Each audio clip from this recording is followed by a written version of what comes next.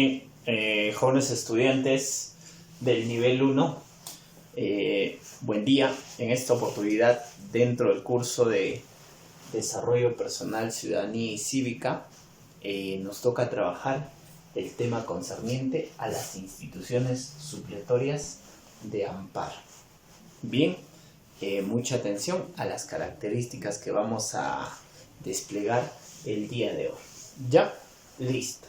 Entonces, atención los estudiantes del nivel 1. A ver, cuando hablamos de las instituciones supletorias, como su mismo nombre dice, son aquellas instituciones amparados por el orden jurídico que van a suplir cuando los padres, mediante la patria potestad, no puedan ejercer sus responsabilidades por distintas causales que puedan existir. Muy bien, a esto se le llama entonces instituciones supletorias de amparo. Como los padres no pueden suplir sus responsabilidades sobre sus hijos, entonces se le da a instituciones de amparo, ¿no? Que van a proteger específicamente a estas personas que se encuentran desamparadas. Dentro de ello tenemos a la famosa tutela y a la famosa curatela. Entonces, una vez que se haya dejado de lado la patria potestad por distintas causales, la famosa patria potestad que es solamente ejercida por los padres, entonces se recurre a lo que es la tutela o la curatela. Pero hay distintas características que vamos a ver el día de hoy respecto a estos criterios. No te olvides que dentro del seno de la familia lo que busca es el bienestar de los hijos. Pero si no existe específicamente este bienestar generado por nuestros padres, entonces el Estado pide que a ese menor de edad se le apoye por esas instituciones supletorias de amparo que específicamente son instituciones jurídicas que son reconocidas por nuestro reglamento, por nuestras leyes. Vamos. Entonces, en primer lugar, lo que vamos a trabajar acá en esta parte es la famosa tutela. La persona que ejerce específicamente la responsabilidad del menor mediante la tutela se le llama, ¿cómo? Se le llama el tutor, ¿no es cierto? Se le nombra un tutor que va a estar a cargo de ese menor de edad. Como te digo, los tutores se van a encargar y van a tener la responsabilidad de esas personas. ¿Específicamente de quién? De los menores de edad. Obviamente, cuando ya se cumple la mayoría de edad, ya podrán ejercer su ciudadanía de manera libre. Mientras tanto, el Estado pide específicamente a que el tutor se haga responsable de todos los actos que puedan realizar estos menores. ¿Está bien? Listo. Ahora vamos. Dentro de las características de la tutela, vamos a tener, número 1, se dice que es una institución jurídica. A ver, ¿y por qué, profesor, se dice que es una institución jurídica? Porque está reconocido por nuestro Estado, porque está reconocido específicamente por las leyes, por la Constitución Política, por el Código Civil. ¿Está claro? Listo. Segunda característica, reemplaza a la patria potestad. Como te hacía mención, si no hay los padres quienes ejercen la responsabilidad sobre los hijos, entonces se tendrá que designar o tendrá que asumir un tutor para esta responsabilidad. Imagínense, vamos con el primer ejemplo, que papá y mamá tuvieron un accidente. Murieron, ¿no? Como se determina. Entonces, hay una persona de repente cercana quien tendrá que asumir la tutela. En ese caso, de repente están tus abuelitos. En ese caso, ellos ejercerían mediante la tutela o ellos vendrían a ser tus tutores, dejando de lado la patria potestad.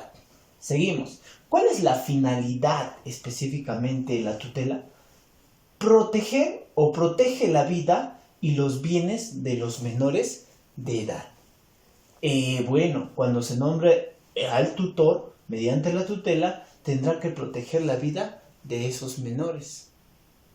Tendrá específicamente que tener en cuenta los derechos y los deberes, ¿no es cierto? Y de igual manera tiene que administrar los bienes de los menores de edad, porque mientras sean menores de edad no podrán ejercer algunos actos de repente legales, y por eso es que el tutor administra esos bienes para que cuando tenga mayoría de edad, obviamente ya el ciudadano pueda tomar las propias decisiones en cuanto a estos bienes. ¿Listo? Vamos. Ahora, ¿cuándo se establece la tutela? A ver, vamos a tomar en cuenta, nos dice, número 1, por el fallecimiento de los padres. Ahí está, como ya les hacía mención, ¿no? Por el fallecimiento específicamente de los padres, tendrá que haber un tutor quien se encargue de ese menor de edad. ¿Está claro? Listo. Vamos, seguimos. Ahora, entonces, como te estaba haciendo mención, la tutela se establece por el fallecimiento de los padres. Es una de las causales, ¿no? Quien va a asumir, por eso como les decía mención, es el tutor. Otro, cuando los padres han sido declarados ausentes. No están de repente al cuidado o a la protección de ese menor. Están siendo declarados ausentes desde el aspecto jurídico, ¿no? Y en ese caso se tiene que nombrar y el Estado pide a que ejerza un tutor. Otro, por razones económicas o morales. Es otra de las causales. Profesor, por razones económicas, sí. Imagínense que un papá no pueda abastecer de las necesidades básicas de su hijo. Entonces él puede nombrar a un tutor para que se encargue de satisfacer esas necesidades. Estamos hablando de repente de las personas que están en extrema pobreza, ¿no? Que no pueden satisfacer ni valerse por sí mismo para sus responsabilidades de ellos, ¿no? Peor con los hijos. Y específicamente por razones morales, dicen, ¿no? Imagínense que un menor de edad viva con un toxicómano, con un drogadicto, y de repente su mamá ejerce o ambos se dedican de repente a la drogadicción. En ese caso entonces, por razones morales, se les quita la famosa patria potestad para poder buscar a un tutor. ¿Está claro? Listo, chicos. Ahora, dentro de los tipos de tutela, vamos a tener 5 tipos de tutela que nos hacen mención. Número 1, vamos a tener la tutela testamentaria. A ver, vamos. ¿Cuándo se va a nombrar tutor o específicamente la tutela respecto a la tutela testamentaria? Nos dice cuándo o es nombrado por el testamento. Un ejemplito, se mueren tus papás y lo que tendría que específicamente haber es un testamento. Y dentro de ese testamento, la voluntad de tus padres dice expresamente en ese testamento quién es la persona quien tendría que ejercer tu tutela. Profesor, si en ese testamento dice el vecino, obviamente te estás basando en la tutela testamentaria porque eso es la voluntad de tus padres y ellos han visto de repente las cualidades que tendrá esta persona para poder ser tu guía mientras tú seas un menor de edad. ¿Está claro? Entonces esa es la tutela testamentaria por testamento. Seguimos. La tutela escritutaria, ¿no? Escrituriaria, ¿no? Es nombrado específicamente por un notario, nos hace mención, jovencitos. El notario, mediante esto, va a determinar específicamente quién es el que asume la responsabilidad. Obviamente, dentro de esto, mediante una escritura que ha sido dado al notario, va a determinar quién es el tutor y quién tiene el cuidado del menor. Vamos, la tutela legítima. A ver, papá, mamá no están, están ausentes, de repente están fuera de país o están no habidos de repente, ¿no? En ese caso, quienes ejercen la tutela legítima vendría a ser, como dice acá, ejercido por un miembro de familia. Jóvenes, principalmente quienes ejercen esta tutela legítima son los ascendientes. Cuando hablamos de los ascendientes, quienes estarían haciéndose cargo de esto vendrían a ser los abuelos, ¿no? En primera instancia, como se dice, ellos, los abuelos, serían tus tutores legítimos si papá o mamá no están. Profesor, y si no hay los abuelos, obviamente la tutela legítima de repente podría ser el hermano mayor o el tío, dependiendo. Entonces, sí o sí, en la tutela legítima es ejercido por un miembro de familia que tiene lazos consanguíneos con ese sujeto. Vamos. Ahora, la otra, la tutela dativa. La tutela dativa, jovencitos, nos dice que es nombrado por el Consejo de Familia. Ya se ha determinado que papá y mamá no están y el menor está solo, ¿no?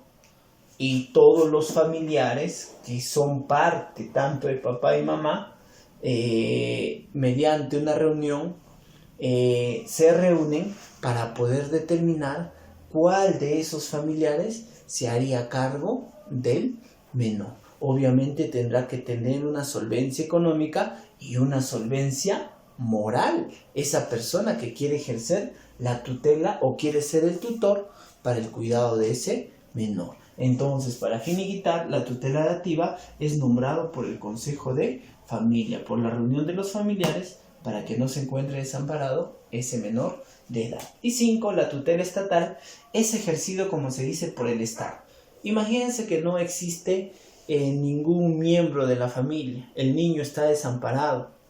Entonces, si no hay ningún miembro de la familia quien quiera hacerse responsable o no hay ningún, de repente, familiar legítimo de él, el Estado en última instancia sería el quien se hace cargo, ¿no? Es ejercido por el Estado, específicamente por los niños huérfanos, ¿no? Y dentro de esto tenemos instituciones. Una de ellas es el famoso INAVIF, quien se va a encargar de velar por aquellos niños huérfanos dentro de nuestro estado peruano que han sido abandonados de repente, ¿no? Que se tome en cuenta. Muy bien, ahora nos vamos a ir al otro bloque.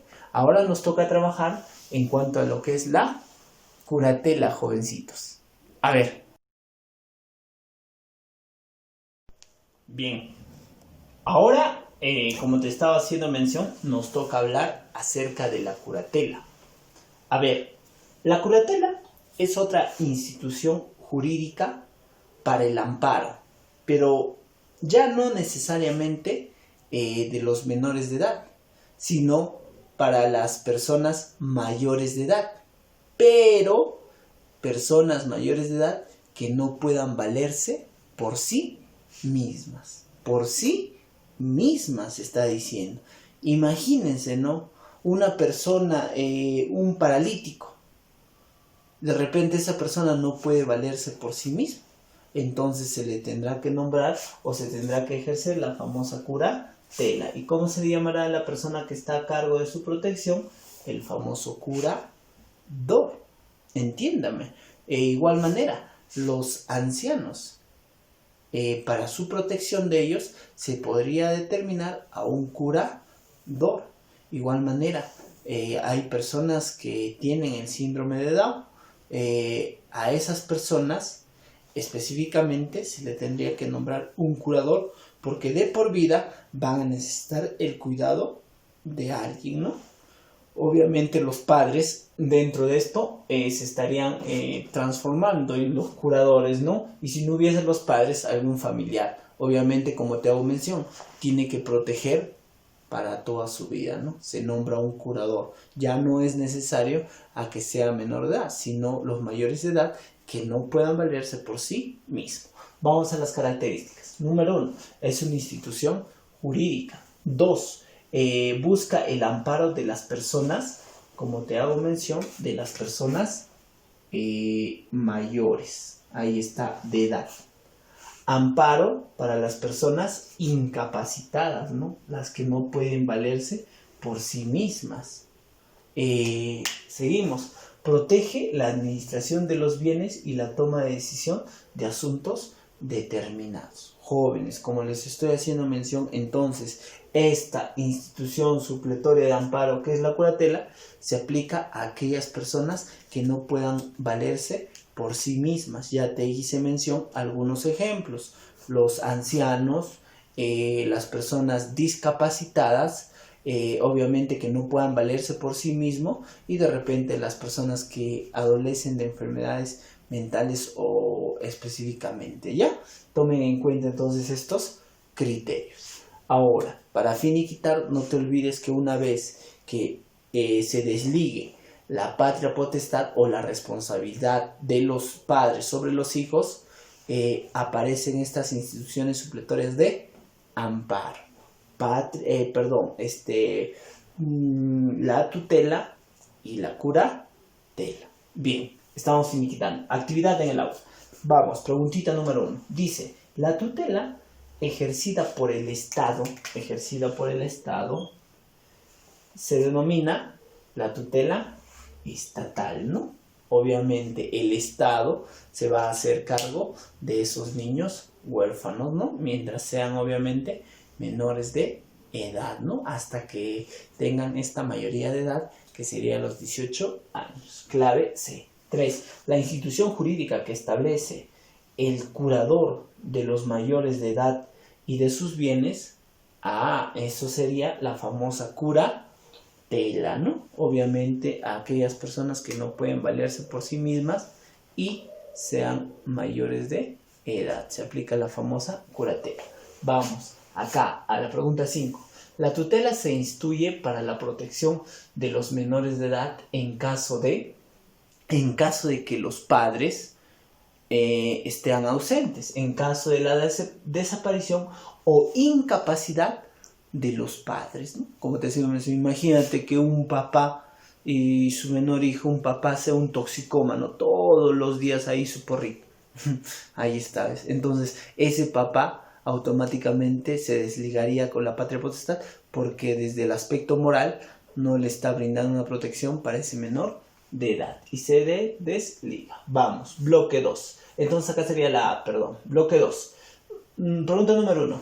Se designa al tutor en un testamento. ¿Cómo se llama al tipo de tutela cuando se designa por un testamento? La tutela testamentaria. Vamos. La falta de tutor testamentario lo asumen los abuelos. Si los abuelos lo asumen, ¿qué sería? La tutela legítima, ¿no? Parientes consanguíneos. Lo ejerce el Estado, la tutela estatal. Y 4, se da cuando no hay tutela testamentaria o legítima. Sería la tutela dativa, ¿no? Por el famoso Consejo de Familia. 4, 1, 3, 2. Eso es todo. Vamos, actividad. No te olvides de transcribir la pizarrita. 2, resolver la actividad de extensión. Y 3, resolver los números pares. Obviamente todo esto es el conglomerado concerniente a la actividad de esta semana, que tendrás que enviarlo como evidencia a los correos correspondientes. Hasta la próxima.